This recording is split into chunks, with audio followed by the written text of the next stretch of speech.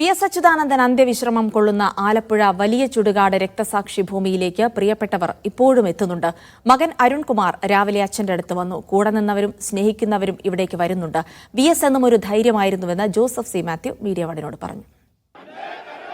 ആയിരങ്ങൾ കണ്ഠമിടറിയുള്ള മുദ്രാവാക്യങ്ങൾ മുഴങ്ങുമ്പോൾ അന്തരീക്ഷം കരയുന്നുണ്ടായിരുന്നു. ആ കണ്ണീർ മഴയിൽ എരിഞ്ഞടങ്ങിയ വി.എസിന്റെ അടുത്തേക്ക് സ്നേഹിക്കുന്നവർ ഇന്നും എത്തുകയാണ്. രാവിലെ വി.എസിന്റെ ചാരത്തേക്ക് സാധാരണക്കാർ മുതൽ പലരും എത്തുന്നുണ്ടായിരുന്നു. വി.എസിന്റെ കുടുംബാംഗങ്ങൾ രാവിലെ എത്തി.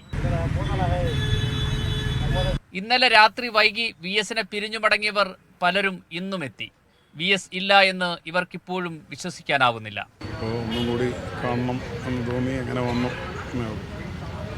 ഇല്ല എന്ന് നമുക്കറിയാം.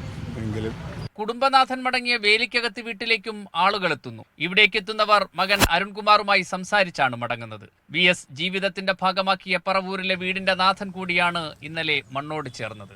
മീഡിയ 1 ആലപ്പുഴ.